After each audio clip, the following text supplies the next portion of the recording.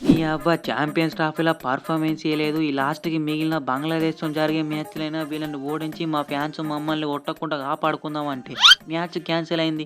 ఇప్పుడు నన్నైతే జింబాబ్వేతోని మ్యాచ్ ఉంటేనే ఆడతా అని చేసుకుంటారు మా వాళ్ళు.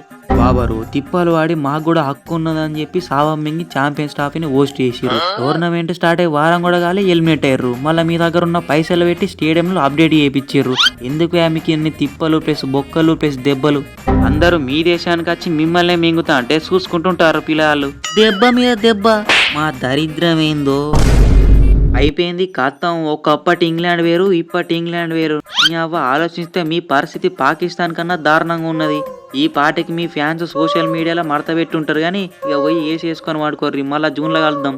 ఓపిక బట్టి నాతో ఎవడు సపోర్ట్ చేయకుండా కానీ లాస్ట్ వరకు మ్యాచ్ని గుంజుకొని తీసుకొని వస్తే మా వాళ్ళే మా కొంపనే ముంచిర్రు.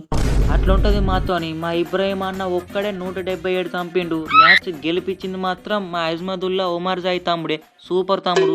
ఇప్పటిదాకా ఒక లెక్క, ఇప్పటి నుండి ఒక లెక్క. మమ్మల్ని లైట్ తీసుకుంటే కథ మొత్తం వేరే ఉంటది. ఏంది తమ్ముడు ఆస్ట్రేలియాలో నేనేమి ఇంకా రిటైర్మెంట్ తీసుకోలే, ఈ టీంలో ఉన్నా. వీడోడు మా పానానికి. లాస్ట్ టైం మీతో జరిగిన వరల్డ్ కప్ మ్యాచ్ హైలైట్ చూసుకోపో. ధైర్యాన్ని చంపే భయాన్ని అయితా.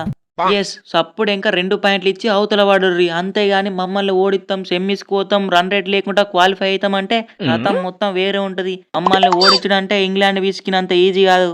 అయినా మీరు ఒకటి గుర్తు పెట్టుకోవాలి, మీ దాంట్లో అప్పటి కెప్టెన్ ప్యాట్ కమిన్స్ లేడు. ఫాస్ట్ బౌలర్ అయిన యాజిలుడ్ మిచెల్ స్టార్క్ లేడు. ఆల్రౌండర్ అయిన Mitchell Marsh, Marcus Stoinis, Cameron Green లేడు. వట్టిగానే విసుకుతాం. తమ్ముడు మీకు నా కెప్టెన్సీ గురించి తెలియదు. నేను కెప్టెన్సీ వదిలేసిన తర్వాతనే ప్యాట్ కమిన్స్ ఆస్ట్రేలియాకి కెప్టెన్ అయింది. లేదంటే ప్యాట్ కమిన్స్ కంటే డేంజర్గా చేస్తా కెప్టెన్సీ. నీకు రేపు గ్రౌండ్లో చూపిస్తుంది. బ్రూక్ తమ్ముడు నువ్వు ఇంకే పొద్దున ఆడితే మళ్ళా గదే స్పిన్నర్ అవుట్ అయిను.